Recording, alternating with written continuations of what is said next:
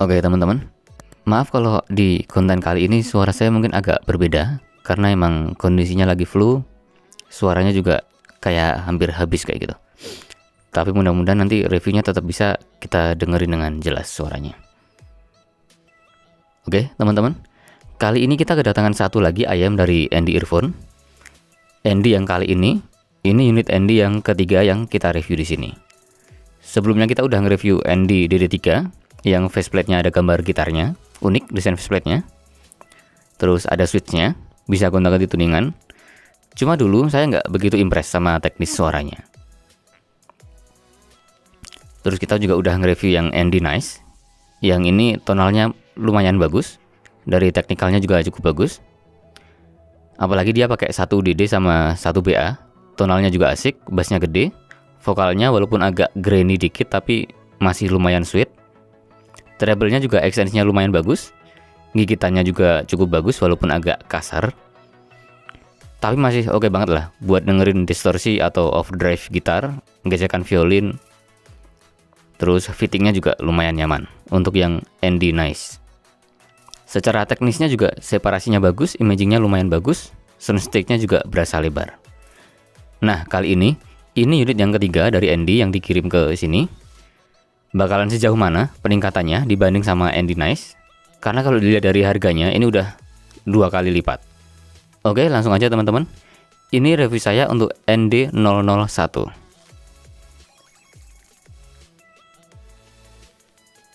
Sebelumnya saya mau ngucapin makasih dulu buat Andy yang udah ngirimin unit ketiganya ini buat kita review di channel ini. Buat teman-teman yang nanti penasaran mungkin cocok sama reviewnya, link pembeliannya nanti saya taruh di deskripsi. Untuk harganya, kalau yang kemarin, yang Andy Nice itu harganya $28. Yang ND001 ini 55,8 dolar. Ya bisa dibilang sih 2 kali lipatnya. Mungkin kalau nanti masuk ke Indonesia bakalan 850 ribuan atau ya sekitaran segitulah. Ini harga dari Linsol. Entah nanti bakalan gimana kalau udah masuk ke Indo, tapi ya kira-kira harganya segitu. Untuk spesifikasinya, yang paling terhighlight di ND001 ini dia punya konfigurasi drivernya 1 DD ditambah sama 4 baris armature. Konfigurasi yang kayak gini udah sama kayak SIMGOT EM6L yang harganya masih ya 1,5 jutaan ke atas. Jadi dengan konfigurasi yang sama, Andy ngasih harga yang cuma setengahnya. Range frekuensinya 20 Hz sampai 20.000 Hz, impedance-nya 22 ohm, sensitivitasnya 102 desibel. Interface-nya dari driver ke kabelnya pakai 2 pin ukurannya 0,78 mm. Untuk packagingnya kali ini lebih simpel aja desainnya. Desain printingnya cuma warna putih agak grey polos kayak gini. Terus di sebelah kanan atas di sini ada kotak putihnya, cuma ada logo Andy. Terus ada icon gelombang suara atau visualizer kayak gini. Sama tulisan ini. Terus di bagian kiri bawah cuma ada ini aja, ND001. Kalau yang kemarin-kemarin kan ada waifu-nya ya, yang di Andy Nice sama di Andy DD3. Kali ini nggak pakai waifu lagi. Terus di bagian samping sama belakangnya kayak gini aja. Nggak ada informasi penting lagi. Kayak spesifikasi atau graf FR di packagingnya ini nggak ada.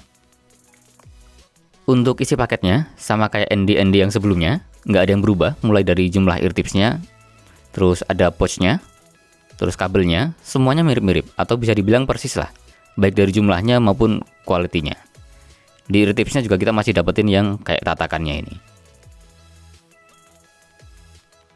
Untuk build quality-nya, kita singkat aja, soalnya sama kayak ND yang sebelumnya. Ear tips-nya ada 7 pasang, standar aja. Bukan yang gimana-gimana, cuma agak kaku dikit. Terus kabelnya OFC silver plated, jack-nya 3,5 mm, gold plated, 4 pole. Material housing jack-nya, terus housing microphone-nya, sama splitternya, ini metal semua. Jadi kabelnya ini juga mulai dari Andy yang harganya 200 ribuan, terus yang 300 atau 400 ribuan yang Andy Nice kemarin, sama yang kali ini yang ND001 harganya 800 ribuan ini kabelnya sama semua. Terus untuk pouch-nya juga masih sama, pouch standar yang bahannya kain blue dulu kayak gini, sama kayak yang kemarin-kemarin. Lalu untuk unit ayamnya, kali ini bentuk housingnya agak beda. Yang ini agak ngingetin kita sama bentuk housingnya CCA Lyra. Yang di sebelah sini ada fin atau kayak sirip hiunya. Cukup ergonomis sebenarnya, tapi mungkin nanti di fittingnya bakalan cukup perlu effort lebih buat dapetin fittingnya yang pas, atau bisa dibilang agak tricky. Itu juga kalau memang sesuai sama bentuk telinga kita masing-masing, karena kan beda-beda ya bentuk telinga orang. Untuk materialnya resin semua di housingnya sama di faceplate-nya. Desain faceplate-nya agak unik, coraknya kayak semacam benang-benang kayak gini. Cuma yang nyenengin di sini, ini resinnya sebenarnya halus, tapi bisa agak kesat, nggak licin. Nggak yang gimana-gimana sih, cuma berasa beda aja feel-nya pas dipegang, berasa cukup solid. Housingnya ini resinnya transparan, clear banget, isian di dalamnya kita bisa kelihatan semua. Kita bisa lihat di sini ada unit dynamic drivernya. Terus di atasnya ini ada 4 buah BA di sebelah bagian bawahnya nozzle. Terus di sini ada fan hole-nya juga unik, kayak ada aluminiumnya di sini. Lalu ini lubang dual pinnya. Terus nozzle-nya, ini dia materialnya saya nggak yakin metal, tapi finishingnya chrome kayak gini. Oke, sebelum masuk ke fittingnya, saya mau kasih lihat dulu gimana kualitas suara dari mikrofonnya. Kayak gini teman-teman. Tes 1, 2, 3. Ini adalah hasil rekaman suara dari mikrofon yang ada di in-ear monitor ND001. Tes 1, 2, 3. Ini adalah hasil rekaman suara dari mikrofon yang ada di in-ear monitor ND001. Untuk fittingnya, kayak yang udah kita singgung tadi, di housingnya ini ada fin atau semacam sirip hiunya. Untungnya walaupun agak susah buat ngepasinnya, tapi kalau udah ketemu sama posisi yang tepat, ini lumayan nyaman teman-teman. Bobotnya sendiri juga ini nggak berat, ini cukup enteng. Cuma emang agak susah buat nyari posisi fittingnya. Kalau nggak pas, berasa kayak imba aja. Soalnya seal-nya jadi nggak sama antara kiri yang kanan, antara kiri sama yang kanan. Kalau yang kanan rapet tapi yang kiri longgar, ya jadinya imbalance. Jadi ini perlu teman-teman perhatikan. Terus untuk ear tips-nya, saya di sini lebih cocok sama ear tips yang ukurannya S. Kalau pakai yang ukurannya M, kayak gampang pegel. Mungkin karena bentuk ergonominya ya, si housing sama corong nozzle-nya ini juga ngaruh ke gimana tekanan di bagian dalam telinganya.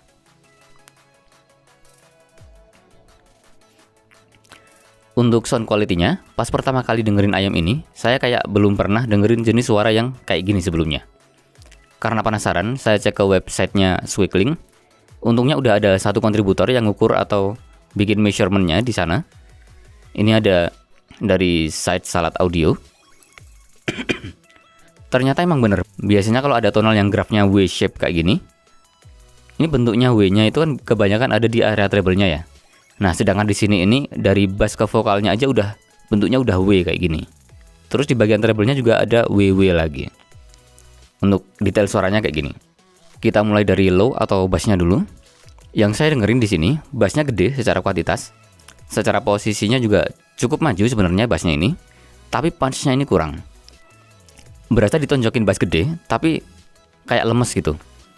Bass head kayaknya bisa suka, bisa enggak juga sih di sini. Terus untuk speednya, di ND001 ini juga berasa pas-pasan aja.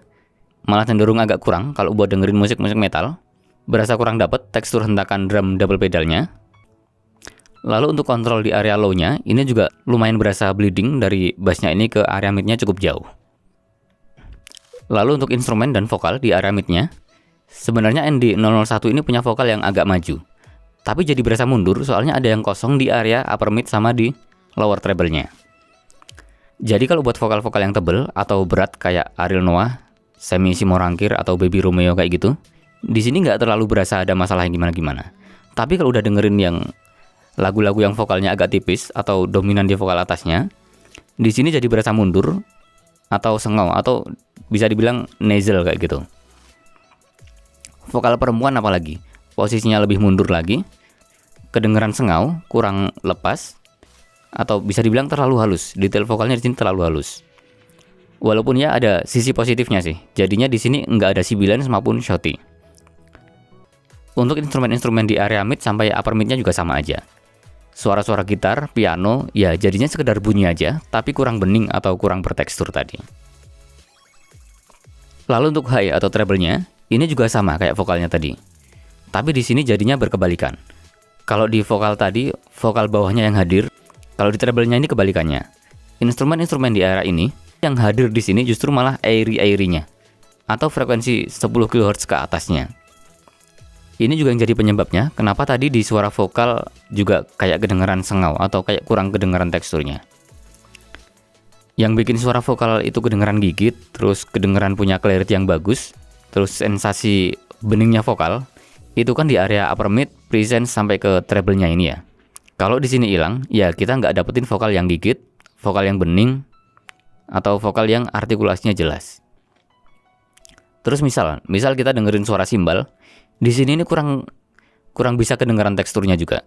Suara simbal itu kan kayak ces ces ting ting ting atau ceras cas cas gitu ya.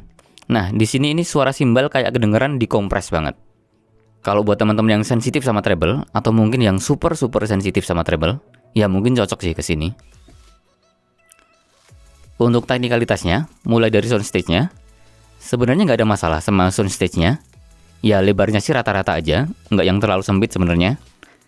Tapi karena tonalitasnya udah kayak gitu tadi, yang bassnya gede tapi kurang terkontrol, jadi di soundstage-nya juga jadi berasa kayak kurang luas. Suara bass yang dalam, suara treble yang sampai jauh, ini di sini jadi nggak terlalu berasa. Demikian juga buat separasinya, imagingnya, lebih penuh sama suara bass yang menggulung di tengah. Lalu untuk komparasinya, saya jadi nggak enak sebenarnya di sini karena ini barang kiriman ya. Tapi ya saya mesti jujur, Andy Nice yang kemarin yang harganya cuma setengah dari ini, bahkan kadang di beberapa toko harganya nggak sampai setengahnya dari ini, itu dia lebih mengesankan buat saya. Fittingnya lebih enak, tonalnya juga lebih bener, teknikalitasnya juga lebih berasa mewah, lebih berasa megah, walaupun dia cuma pakai 1 DD sama 1 BA aja. Oke, kalau dari Andy nanti ada yang nonton video ini, saran saya sih mudah-mudahan di rilisan-rilisan kedepannya, Andy bisa lebih memperhatikan soal clarity. Enggak kayak Andy Nice yang kemarin. Itu clarity-nya lumayan bagus. Itu bahkan bisa bagus banget lah.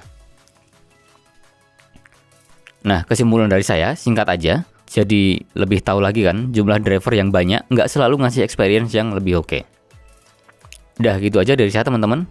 Andy Nice, buat saya masih jadi best produknya Andy Earphone sampai saat ini.